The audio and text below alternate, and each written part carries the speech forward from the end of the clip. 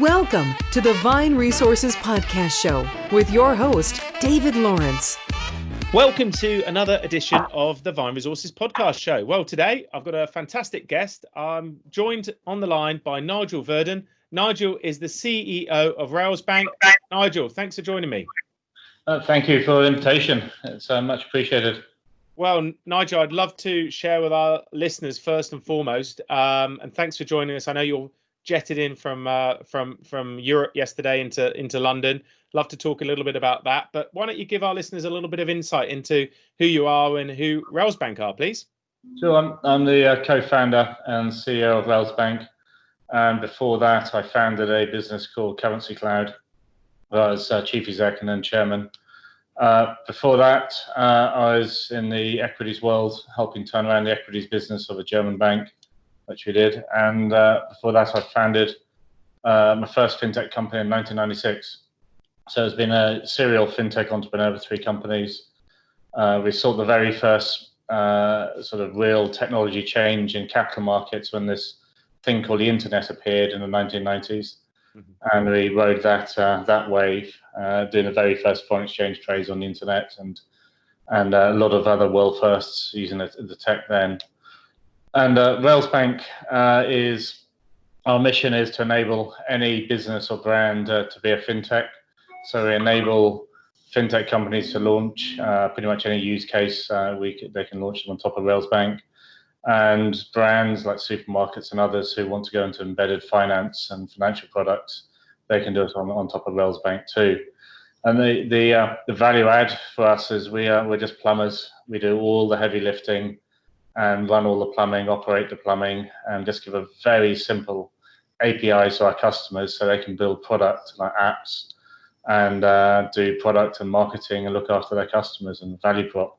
We do all the rest. So case in point is the fastest neobank we had launched on top of us was 8 days from idea to Apple App Store. And it's called lightningaid.org. They're in the middle of COVID. And with a full neobanking app and website and a branded card in its name. So that's the value for us. We're live. Yeah, it's incredible speed, by the way. It's the same thing Stripe did for the card, taking payments online in the e-commerce world. Before that, you had to sign up to your blood. You had to basically get personal guarantees almost, put collateral down. There's about a 6, 7, 8 month process. With the Stripe, it's probably a best part of an afternoon, and you're up and running, sometimes even quicker. So that's what we're doing to not only just banking services, we do cards as a service, compliance as a service, and going into credit as a service as well. Fantastic. Now I know you're growing very fast. I know you just had a Series A raise, successful raise to continue that growth back in April this year, I believe. I think you've got about 130 people across a number of countries, haven't you? Yeah, sure. We actually our raise closed August last year. I do apologise. And it was just Visa and Global Brain came in at the end. It just took a bit of process is the best way to describe it to bring them on board as well. We're live in UK, Europe, Southeast Asia, and just launched in the United States. And our teams are in UK, in Vilnius. We've just opened an office in Munich as well because of there's a lot of people from Wirecard who are joining us, and we have an office in Singapore, and we have development teams in Vietnam and Sri Lanka as well as Vilnius. And our US office will be in Santa Monica. So what would a typical customer look like to you, and what would the challenge they be coming to you with, or how would they be having challenges with incumbent operators out in the market at the moment? Yeah, the use case we went out to solve for customers is a problem I faced when I was building Currency Cloud. Tarek Christo would have faced building TransferWise and all that first wave that came in 2011, 2012. And it's basically to stand up your business took about 9 to 12 months before you got any revenue. Yeah. And there's a few $1 million to do that. And you have to do the same for each country. and so it's very hard. You see Monzo, the lift and shift into the US, took considerable funding.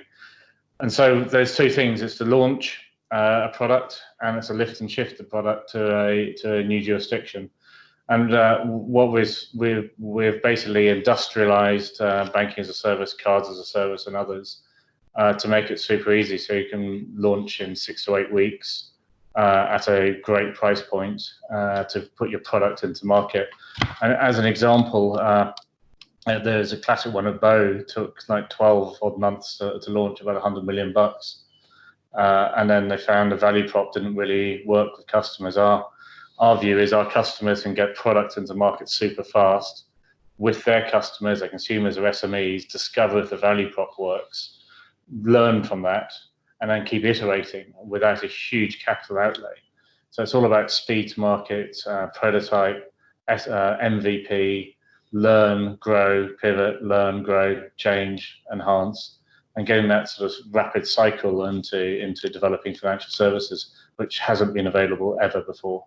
What was that? Tell us a little bit about that.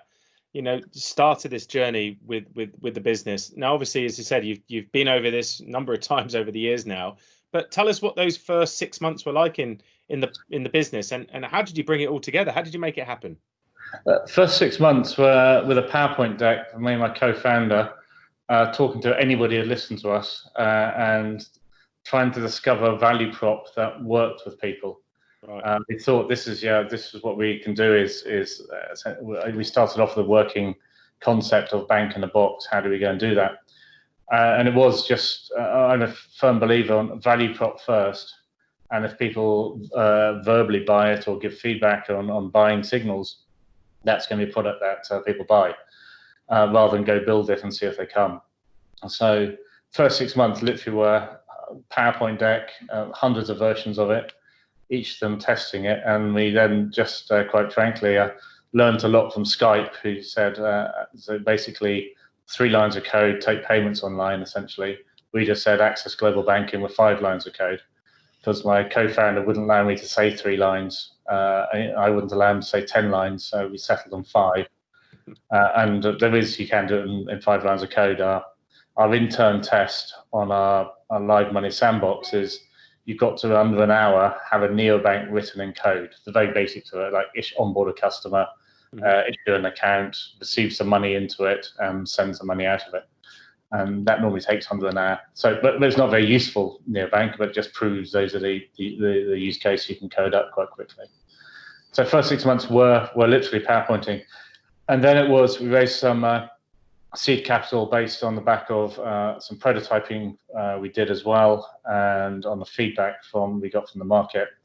And we had some wonderful people like the former head of Google Wallet, deputy CEO of HSBC, the founders of Augmented Capital, and some really great industry guys to back us. And the rest of it has just been hard work and belief in the value prop and focusing on amazing customers. How did you? Is there a story behind the name? Yeah, it's the rails were the things that enabled opening up to the gold rush on the West Coast, and the rails were the enablers. And so we're an enabling business and providing the ability to everybody to enter the fintech gold rush or the embedded finance gold rush. We just give them the rails to get there, and then we sell them picks and shovels to help them find their gold. Let's bring us up to date now, Nigel. Tell us what our typical day in the business looks like for you, and how's it been over the last few months, particularly? Sure, we've been very lucky. We started as a digitally native business from day one. So in February, we sent everybody home, and no customers realized that everybody's working from home. So the product is all cloud native, everything, including all our security infrastructure and connectivity to the Bank of England and everything. So the past the COVID months have been very good. There's been a lot of learnings. Productivity has gone up about 20%. We've grown 10+% every month during COVID, which is good. We've learned that 50% of the company is happy working from home. Others want to work from the office from time to time, and there's around 10, 15% of the company who need to work in an office from reasons of shared accommodation. One colleague has 4 children, and I think it's a 3-bedroom apartment, so he needs to get home. And then one was, I'll kill my husband if I carry on working from home. So the big learning is I think we've got a new way of working, and we've got to figure out how do we do that, and how do we. One of the key things, people are working far too hard, I think, at the moment. And how do you break up people's days? How do you give them the equipment to work from home in a comfortable manner? I've learned that gaming headphones are the best things out, because people wear them all day long, and they're comfortable and they work. And other things like to give the environment, and then looking at what is the office then? Is it a community space for the teams? And figuring out what's a new way of working look like. In terms of the answer on my day, it starts. We have an 8 o'clock stand up with the executive team every morning over coffee, or virtual coffees, and we set the agenda for the day.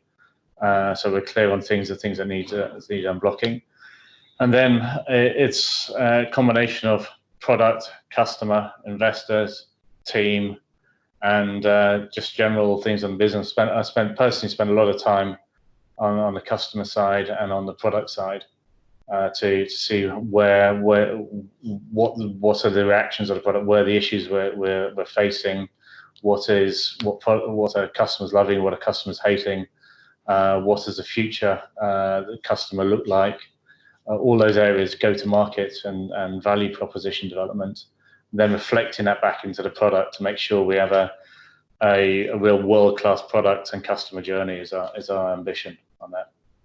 You mentioned some great points around the office and the future of that. I'm sure many people haven't figured it out yet. What does that future look like with a smaller workforce there, and what are the things that are, the future shape of the office? Have you been talking about that to the team and or with it internally, and what's your views on that? Yeah, there's all sorts of views. The office needs some dedicated space for people who definitely need an office, and certainty and things. And the rest of it needs to be a working space, so your own WeWork almost, if you see what I mean, where people can come and work, and they don't need to, but they can. Should they need to, and they can book rooms if they need rooms and things. So it also then, and it does save us on costs, but I think we do need to probably invest that money we save in the team and bring them to events and make things special for the team at different events, and invest in it that way. So I think net the way of working will change. I'm not sure we'll make the saving, because we'll put that money back into doing things for the team. So because they do need to get together, do need to socialize. You can't have just a permanent video thing with people. But we have proven we're a global company, and we're able to work effectively on a global basis. It does help that everything is cloud native. We'll sit on top of Google and the tools.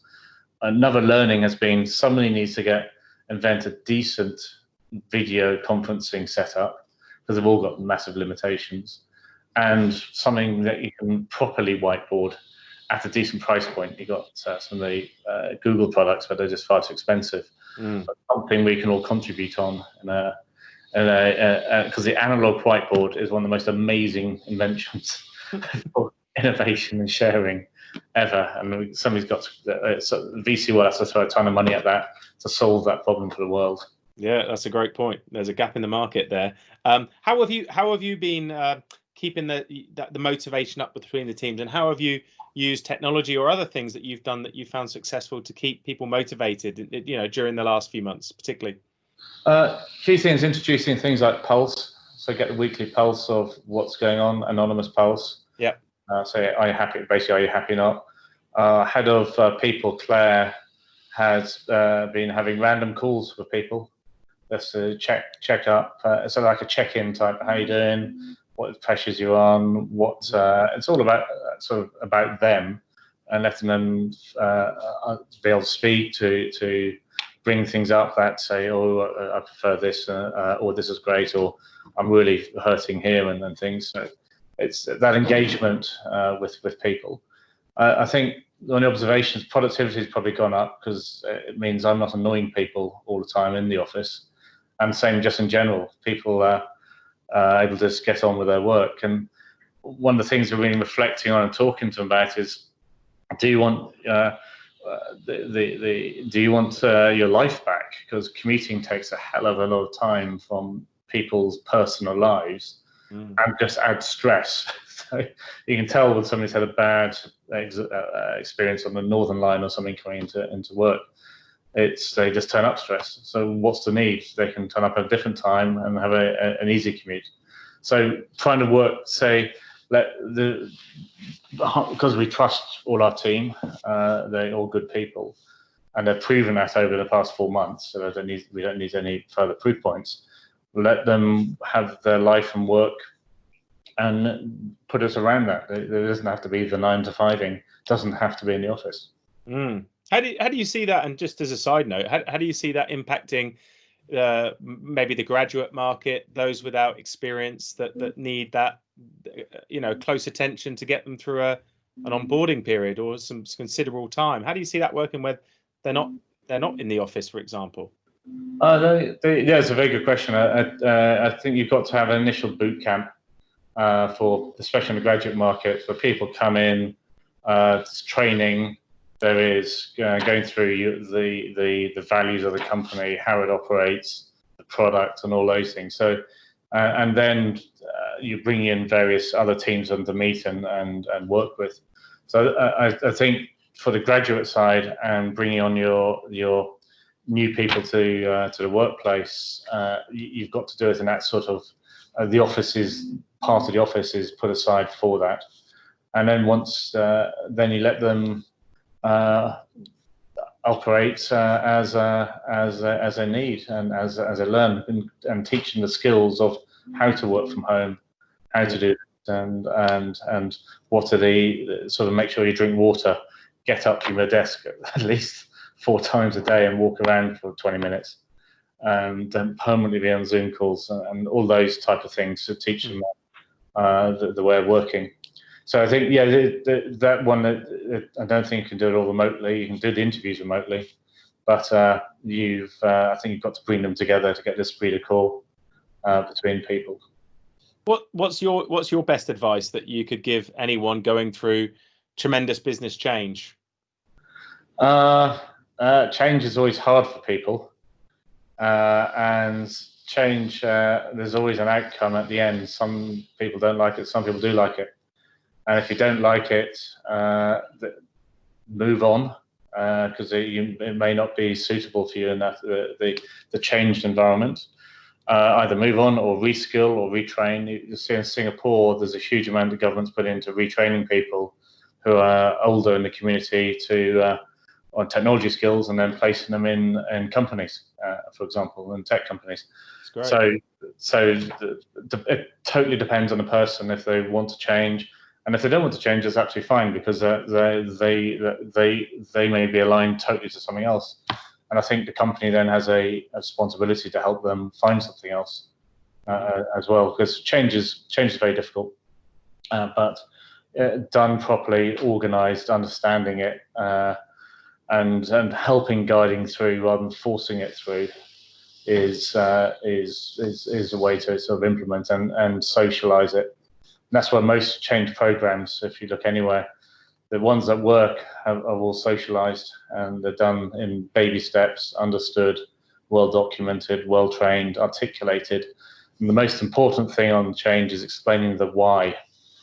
If you don't explain the why, people get confused, and so you get like the Chinese whispers, and it all becomes people think the why is over here when actually the why is over there.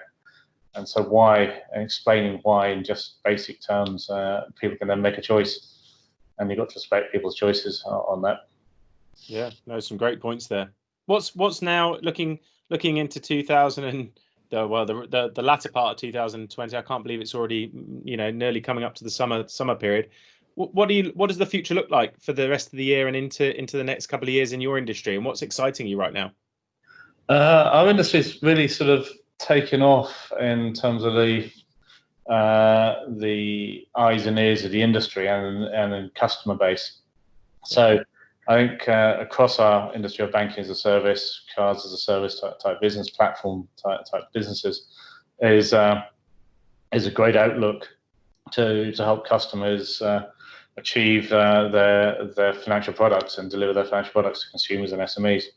So it's exciting that way too. So I think there's also, it's leading up to a structural change in our industry where banks remain as places of safety where they should be, because they are very safe and they look after your money. And you probably saw HSBC and Barclays and JP Morgan's deposits have gone up compared to others because they've been safe for hundreds of years. And but the cost of acquiring a deposit by them and acquiring a sort of liability or acquiring a loan, which is an asset, is too high for smaller things. So I think a lot of the people we're enabling to go into financial services, we can see a world where instead of acquiring a deposit for $350, we can help them acquire deposits for $10, and so change the cost and the economics of essentially consumer and SME banking.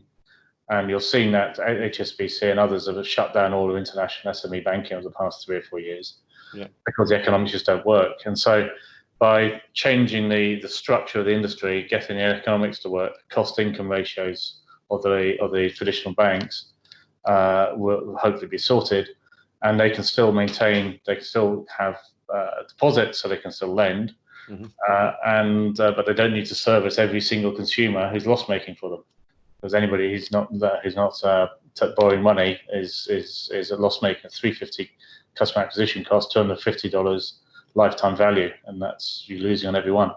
So I think that this is an exciting moment. I think there is a wave of change. North and Southeast Asia, there's a wave of change that we had in 2012 in the fintech world, essentially when it first really came up. That wave has started last year, and it's now continuing in the Southeast Asian region, and opening up of those markets with digital identity has been pushed because of COVID. So in general, I think it's a great time to be in this industry. Great time. And in downturns, it's a great time to invest, if you see what I mean. Yeah, absolutely. What just out of interest, Nigel, what kind of people are you interested in connecting with, building relationships with? We generally, from a customer's perspective, we generally always engage with, if it's a fintech world, it's with the founders and the product guys. And if it's in what they call the brand world, the supermarkets, telcos, etc., it's generally heads of product, and some of that is normally in the marketing side of the business as well. So those that are looking to use financial services as an engagement tool, as a segmentation tool to better understand customers, etc. So it's those are the two real areas we go. And we are sort of our capability. We help people enable to do new things. We don't displace like core banking. We don't sell into banks or anything. We enable you to go to market. We've got one supermarket who had a major issue of customers when they had children all went to the competitor who had cheaper children's stuff. And so they launched a savings product and a discounting capability with a card to make sure they were on par or better than their competitor. And so they still maintained all the general shopping, which they had lost as well. So they got the groceries and all those things. So they retained. So they're using financial services to understand the customer, understand where the spending elsewhere was, and then how to bring the customer back to that supermarket. So it's most people seem to think it's just, it's launching a card to do X, Y, and Z, but there's a lot of thinking behind why you're operating that card to change customer behavior and understand it. Yeah, that's really interesting. Have you seen a pattern or any kind of insights into telco operators or supermarkets around the world where they're really leveraging that kind of approach? Yes, we have. Yes, we've seen that in the supermarket world, seen it in the insurance world. We put insurance into the brand world because insurance has traditionally been a channel business, and so they don't really understand their customers. And one of our big customers, Singapore Life, now engages life insurance policy. You touch a customer when they buy the policy and when they die, and in between that, you don't engage with them. Oh, that's right. They've worked out how to engage with a customer on a daily basis by using their Sing Life account. We help them launch. So that's great. Other sales data they have for upselling different insurance products to them. So that's what I've seen in the telco world. Yes, we've seen some interesting ways because in data where you've got poor credit data, so markets, where you've just basically got literally no financial data or no credit rating agency on people. The telco data is actually very, very correlated to lending and to lending risk, etc. So there's a ton of work in that, especially in Southeast Asian markets. Really interesting. Really interesting. Exciting times. Nigel, if you were finally and thanks for giving us such great insight and being so open. If you were giving your 20-year-old self just one piece of advice now looking back, what would you say? At the moment, go for it. Go build a company. Okay. My 20-year-old self, or just early 20-year-old self, when I left school, I messed up my A-levels. So I was actually working as a professional sailor up and down the east coast of the US. And then I eventually was persuaded to go back and retake my A-levels and then got to university. So my 20-year-old self had already been a professional sailor at the time. And then I founded my first company 3 or 4 years later. Fantastic. Don't hold back, basically, and go for it. I love that advice.